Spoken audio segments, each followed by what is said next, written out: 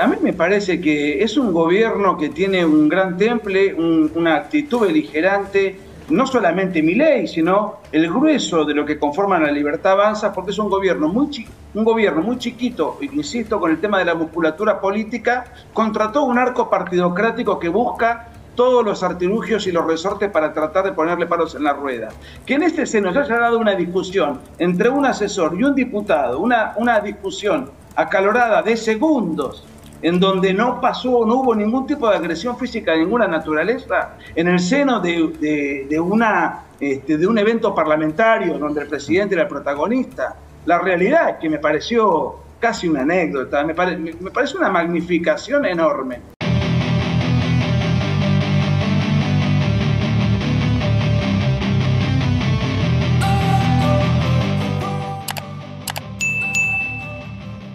¿Está Nicolás Márquez? Nicolás Márquez, ¿cómo le va? ¿Qué dice? El gusto de tenerlo, ¿cómo anda?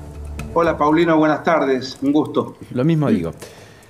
La hoja de ruta del presidente es una hoja de ruta de ideas buscando desde la teoría hacerlas práctica, o es una hoja de ruta con un horizonte y con alta dosis de pragmatismo en el medio para conseguir resultados?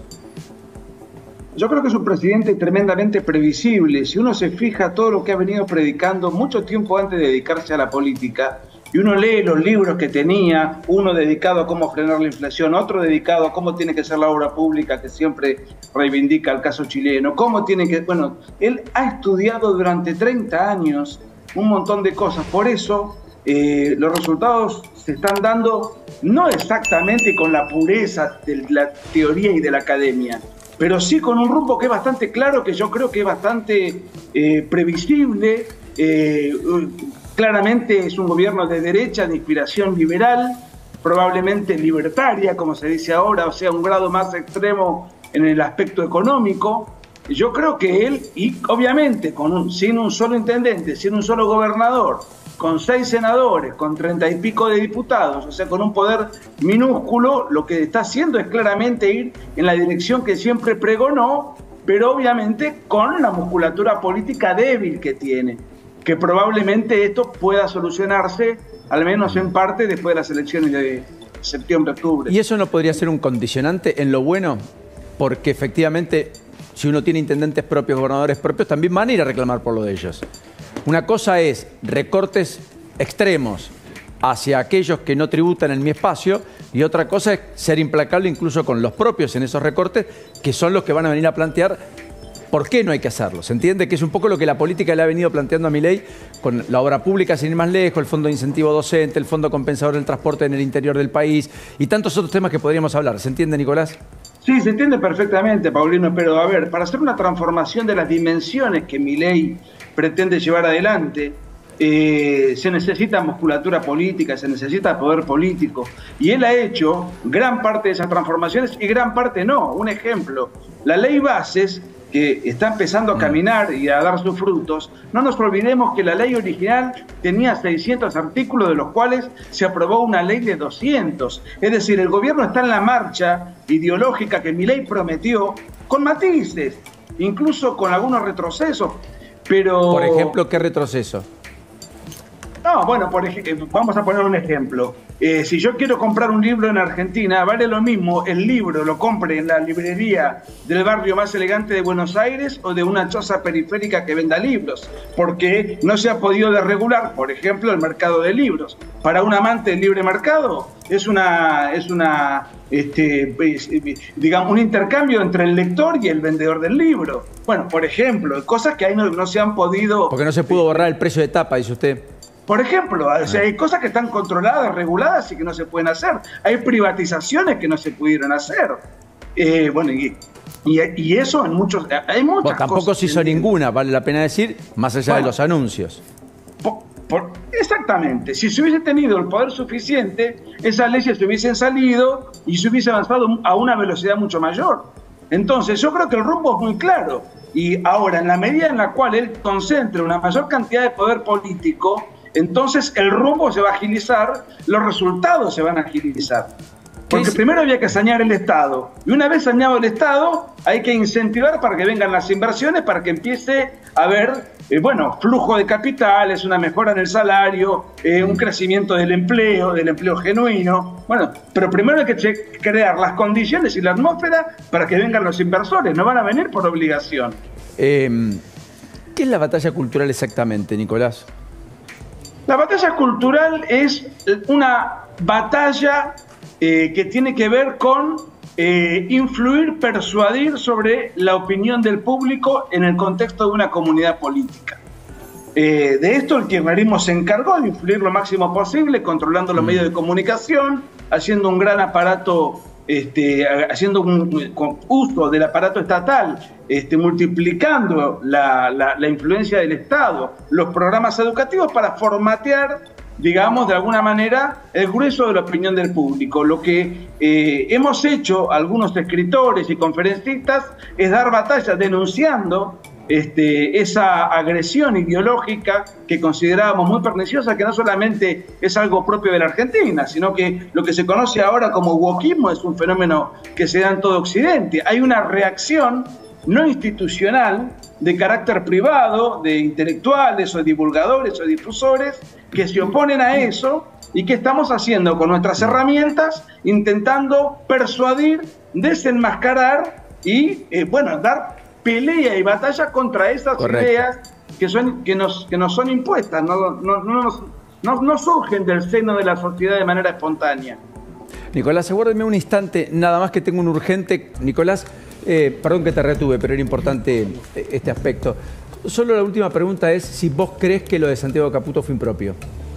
Independientemente de la locución de Manes, el cruce con el presidente Milei, si vos crees que lo de Santiago Caputo no correspondía. A ver, se trató de un diálogo tenso donde no pasó más allá de eso. Me pareció que Facundo Manes intentó, en su afán de acaparar la atención, fabricar que le pegaron 2 trompadas, que la democracia está en peligro, eso le permitió cámara, micrófono, solidaridad con los compañeros. ¿Qué es lo que hubo? Una discusión acalorada entre 2 posiciones de 2 modelos de país antagónicas. No sabemos qué es lo que se dijeron, es decir, no sabemos nada, solamente conocemos lo que Manes dice que vio o que imaginó en el contexto de su fuero íntimo. Me parece que fue un episodio, como dijo Milei. Ahí está la colega de Clarín que certifica lo que Manes dice que Santiago Caputo le dijo. Respecto, ya vas a conocer de mí, una cosa por el estilo, lo vamos a poner con rigurosidad también en un ratito. Pero yo decía el acto de increpar a un diputado por parte de alguien que es el trípode del poder, según definió el propio presidente Milei junto a Karina Milei, sí, y que no tiene rango de ministro en el gobierno, y que en vez de ir hacia la puerta de egreso, sí, voltea el cuerpo, se va hacia el otro lugar para hablarle él al propio Manes. ¿Se entiende lo que digo? Sin otra cosa que no sea si eso fue apropiado. Después lo otro es todo discutible, la justicia dirá la última palabra, cada uno tendrá sus argumentos. Pero ese aspecto, ¿no te parece un error, Nicolás?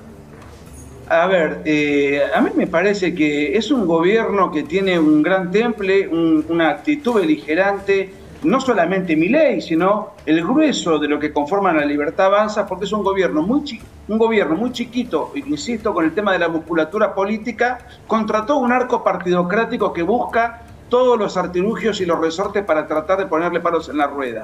Que en este seno se haya dado una discusión entre un asesor y un diputado, una discusión acalorada de segundos, en donde no hubo ningún tipo de agresión física de ninguna naturaleza, en el seno de un evento parlamentario donde el presidente era el protagonista. La realidad es que me pareció casi una anécdota, me parece una magnificación enorme.